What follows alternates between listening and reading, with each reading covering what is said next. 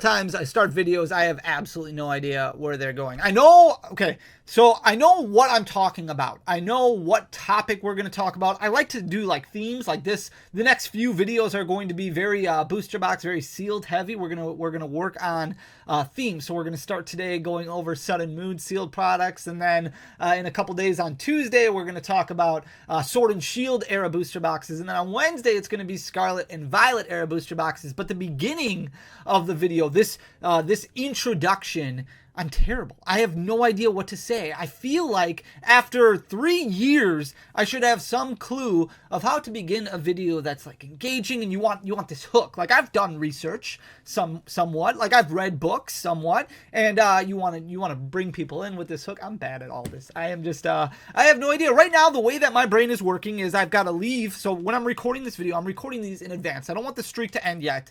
I want to make sure that the content is good and that I'm talking about something that I'm passionate about, but I'm not ready for the streak to end yet. We have been streaking all year. We're going to continue this streak at least a little while longer. So I'm recording this in advance, and I am trying to get ready for Card Party. So today, Sunday, I think is the day that this video is going out. That'll be the last day of Card Party. That'll be Father's Day. Happy Father's Day to all the dads out there.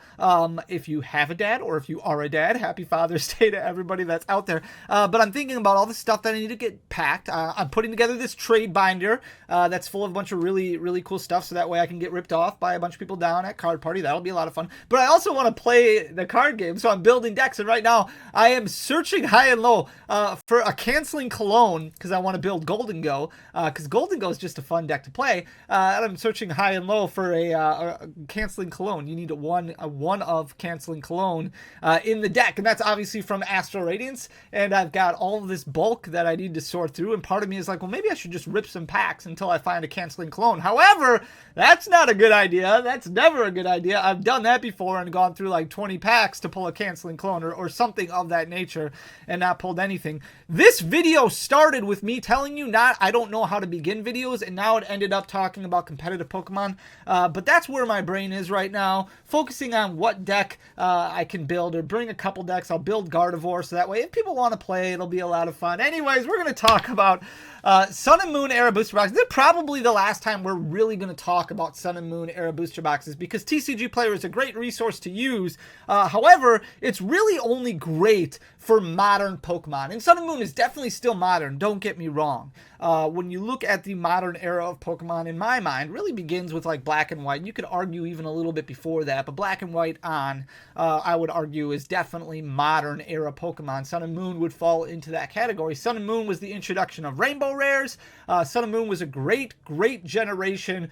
Came right off the tail end of Pokemon Go. A lot of popularity. Obviously, Sun and Moon base set and Guardians Rising, Burning Shadows, Crimson Invasion, they were printed to high heaven. Like, they were printed like crazy because of Pokemon Go, because of the surplus of people who kind of joined into the competitive field, started playing the game a little bit more, and because this was a time when bulk Pokemon cards, just a bulk card was 6 cents, 6 to 7 cents. It was crazy, wild, different times.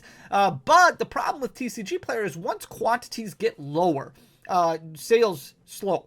And then it's really hard to get a good understanding of what an actual market price is, because then once you have limited availability of a product, the price point on that product really resorts to what people are willing to pay. So Sun and Moon era booster boxes, they are definitely exploding in price, but they are moving at a much slower rate. So because of that, market prices kind of get a little bit shifty at that point. They get a little bit all over the place. So we're going to start talking about Sun and Moon era booster boxes. I'm going to flip you guys around so you can see exactly what we're talking about here. Here is Sun and Moon base. There was a dip. This dip we're going to explain in just a second here. So let's talk about Sun and Moon era. So the low point of the Sun and Moon base set. Sun and Moon, there's so much to talk about with Sun and Moon. Like, first of all, this was a new generation. And if you weren't around during Sun and Moon, this era, this booster box caused chaos like crazy. Spread all around the Pokemon community. And the reason behind that is because Sun and Moon was the first set that Pokemon was like, Okay, we've got a problem with pack weighers. People are literally taking scales and going into Target and going into Walmart and weighing packs. We're going to adjust the weight of code cards so that way it's an adjustable weight and then you can't weigh packs anymore. So a heavy pack could actually just contain nothing.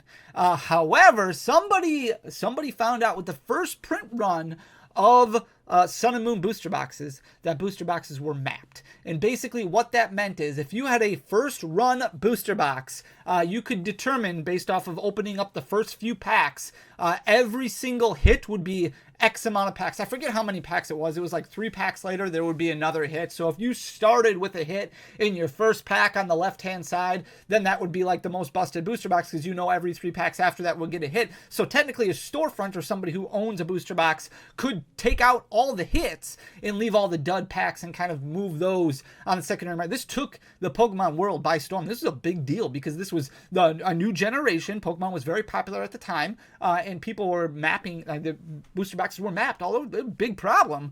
Very, very interesting. But Sun and Moon introduced Solgaleo, Lunala. It was kind of a fun set. Not the best new generation set, but you can see very highly printed, and that's why this is arguably the cheapest of all of the Sun and Moon era booster boxes. You could probably say, well, Crimson Invasion wasn't very good either, but because of that, because of its mass amount of print runs and how many booster boxes were printed, it has aged much slower than a lot of other Sun and Moon era booster boxes. But 276.55 is where it started at, is where the high point is. You can see its low point 235.17, so it has gone up quite a bit over the past year. You're looking at about 20% growth, which is very, very strong. We did have a dip in price there in beginning of January, and the reason behind that is because Pokemon accidentally put up booster boxes of Sun and Moon base on the website, but it wasn't supposed to be booster boxes. It was supposed to be booster packs. So you had all these people rushing over to the Pokemon Center website, buying out this product, and it was really just booster packs of Pokemon. I think this is exactly how it worked. I didn't get any myself. I didn't try to, but from what I heard, a lot of people bought booster boxes of Sun and Moon base for MSRP pricing at $144. And Pokemon was like, this wasn't supposed to go up. So they ended up getting refunded, and then Sun and Moon base booster packs were sent to them instead. It was such a mess. But because of that, you've got that giant dip in price at the beginning of January, end of December 2023, where it dropped back down to about $230, and then started to climb more normally after that. So it's sitting at $276.55 currently, continuing to trend upward a little bit, but moving very, very slowly. Unlike Guardians Rising, where you had a huge shift in price starting in November of 2023. So it was up and down, cyclical, like what we've seen from a lot of product. Now you're going to see more consistent growth from sealed items than you will from singles. Singles are going to be much more cyclical, obviously trying to pay attention and buy them when they're at their cheapest point rather than when they're kind of at the top of the graph. But Guardians Rising was down to $327.86. This one jumped up quite a bit, and Guardians Rising was a very interesting set because it did have that Tapu Lele in it, which was very, very important. However, outside of that, there was not a whole lot that people were out busting open Guardians Rising packs for. It was okay in some areas. Obviously, the Lycanroc did well in competitive play at some point. You had Alola Ninetales, which didn't really do great, but some people wanted. But the Tapu Lele's, 3 different rarities, the regular art, the full art, and the rainbow rare. People were going nuts paying $60, $70, $80 for just a regular art copy because you needed 4 of in your deck. And because of that, a lot of Guardians Rising product got ripped. Now, it took a while for this one to kind of mature more. I would say it was one of the tail end, probably one of the 4 or 5 booster boxes of the Sun and Moon era that took a lot longer to start maturing in price, but it did start going up quite a bit. It hit a 1-year high recently of $412.39. That's actually an all-time high for this booster box. It's dropped down a little bit, but still sitting at $408.66 and continuing to trend in the upward direction. Burning Shadows, much, much different. This one has been up and down all over the place for quite some time, and obviously there's one card in this set that you really want, and that's the Rainbow Rare Charizard GX, which has performed very well recently. Now, Burning Shadows had a terrible print run. Its first print run was absolutely awful quality. If you're opening up booster boxes from the first print run, and there's really no way to differentiate between the first print run or later print runs, it had centering issues were awful. It had issues with whitening all over the place. I opened up a booster box on an Instagram Live a few years ago, and I think I put the short on this channel, but I opened up 2 Rainbow Rare Charizard GXs in the same box. It was absolutely insane. And I would say at best, both of those would have achieved like a PSA 6. Like, they were terrible quality. Terrible. It was still very exciting to pull, but terrible quality. You can see this one was rising quite a bit. It jumped up to about $430. $429.86 was its 1-year high, but then it dropped back down closer to its 1-year low of $404.22, and now it's been kind of level since then. So it's sitting at $420.59. It really hasn't moved a whole lot over the past year. If you look at June of 2023, it's right around $410. Now it's sitting at about $420, so it's only gone up a few percentage points over the past year. Not a whole lot of movement on that one. Next that we had was Shining Legends. Shining Legends did really good for quite some time during the pandemic, but it has done nothing ever since then, and a lot of them have gone backwards. Now, part of the reason behind that is because Shining Legends was printed quite a bit. Again, we're at an age right now in Pokemon where it was very popular because of Pokemon Go, and because of that, Shining Legends was printed to oblivion. Like, it was printed a lot, and there wasn't a whole lot in the set that people were super excited about. Obviously, it was the return of Shining Pokemon, but for the most part, a lot of people who collected then, a lot of them were focusing on playing, a lot of them were focusing on Japanese cards, not as many people focusing on the release of a set like Shining Legends, because there wasn't as much in the set that got people super excited. It was a relatively small set. You had a handful of cool Shining cards, but then you only had a few Rainbow Rare cards, a few full art cards. It was relatively small, and because of that, they sat on the shelves for quite some time. They ended up getting clearanced out all over the place, and at the beginning of the pandemic, you could find these all over the place, pretty much on clearance shelves, right before Pokemon boomed like crazy. So 305, 303.21 is where it was at its 1-year high. That was back in last June. It's dropped pretty much all year long over the past year. It fell down to 265.46. Now it has rebounded a little bit, sitting at 276.35, but still well off of where it was last year. Here's Crimson Invasion, which actually has done well over the past year. You don't really see any valleys on this one. It's consistently climbed over the past year, but again, definitely a set that a lot of people kind of stay away from. This was the Ultra Beast set. This was kind of the introduction of Pokemon hyping up the Ultra Beasts with Silvally, with Guzzlord. It did end up climbing up to 212.90 recently. That was its 1-year high. It's backed off a little bit, sitting at 209.76, but if you look at where it was last year at 189.07, it's gained about 15% over the past year, which is very strong. Ultra Prism, this one did get a little bit of a reprint during the pandemic, but a very, very small one, which impacted its price somewhat. Now, Ultra Prism does have 2 big trainer cards that a lot of people go after, the Cynthia, the Lily. It does also have the Dawn Wings and the Duskmane Necrozma, which is very, very cool. This one was hoping to shake up competitive play a little bit. It introduced Cynthia after we lost N, after we lost the ability of increasing consistency with a draw supporter. So Cynthia was a really big deal back then. Unfortunately, Ultra Prism was basically short printed because this was a set where Pokemon was like, hold the phone for a second. Pokemon's not as popular as it was. We're going to print less. And basically, after opening weekend hit, distribution was sold out without any hope of getting more from Pokemon. And it wasn't until 3 years later, or 2 years later, that they did introduce a small reprint, which impacted the market greatly. But you can see in June of 2023, this was $432.50, and it's just blown up over the past year, sitting at $678.90 currently and continuing to climb. Here's Forbidden Light. Very cool set. This one definitely shook up the competitive meta quite a bit with the introduction of Ultra Necrozma. We also had Naganadel in this set. It was very, very big with Blacephalon. Malamar was very big. Greninja didn't really do a whole lot, but 288.93 was where this was in June of 2023. It spent all of 2023, the beginning of 2024, climbing quite a bit. You can see it level off a little bit once we hit to February of this year. So the last few months, it's been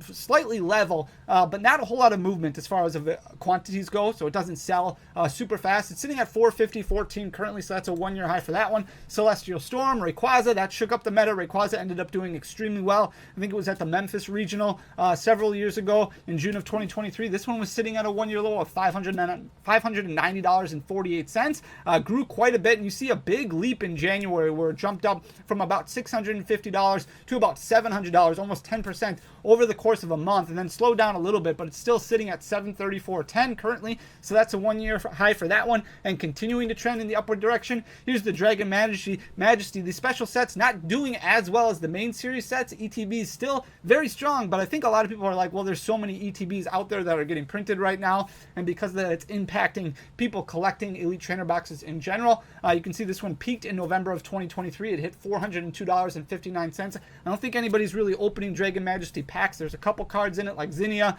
like the Gold Ultra Necrozma, which get people really excited. But for the most part, another smaller set didn't really do a whole lot for the meta. It dropped down and actually hit a 1-year low recently of $339.99, and it's sitting at $353.99 currently. So it's about the same price as where it was a year ago. Here's Lost Thunder. Lost Thunder did get a small amount of booster boxes that got not reprinted, but restocked. It seemed like there was a lot of pre-release kits that were found, and pre-release kits, if you don't know what those are, you get 10 build and battles, but then you also get a brick of energy cards and a booster box. Those get shipped to stores who do pre-releases, and then there was a staff card, or a set of staff cards that got included in that pre-release kit. They don't make them like that anymore, but they did during Lost Thunder, during Burning Shadows, during Crimson Invasion. In June of 2023, this was sitting at $443.79, so a huge increase right away. In August, jumped up almost $100 from $440 up to about $540, which is huge gains. Then slowed down a little bit, but still has been trending in the upward direction. It hit $630, $685 in April. Hasn't really moved since then because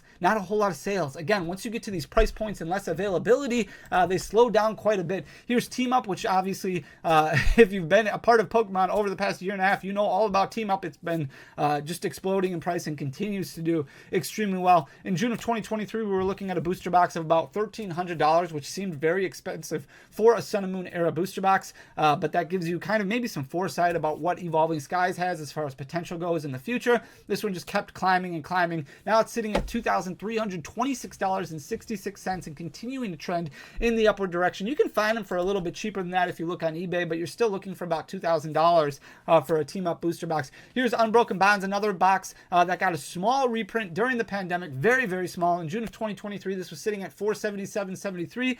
This was the tag teams Reshiram and Charizard, Lucario and Melmetal. Some really cool tag teams, some really cool alternate arts in this set. Very strong growth from June of 2023 up until November of 2023. Then it leveled off a little bit. It was sitting at $477.73 in June of 2023. Now it's sitting at $630.22, which is a 1-year high for this, but it has been a little bit level over the past few months. Then we've got Unified Minds, the introduction of Mew and Mewtwo. This was huge in competitive play. Also very, very cool looking cards. Very cool alternate arts. Garchomp, Giratina. In June of 2023, this was sitting at a 1-year low of $467.65. Strong growth up until November. It's when it kind of leveled out. It hit a 1-year high of $671.12, and it's been level pretty much since November of 2023, despite the fact that there have been some sales on TCG Player. It did go down a little bit in April before rebounding. Now it's been level over the past 6 months or so. And we've got Hidden Fates, which has been all over the place. Hidden Fates, when they reprinted it during the pandemic, they reprinted it a ton. And while a very small amount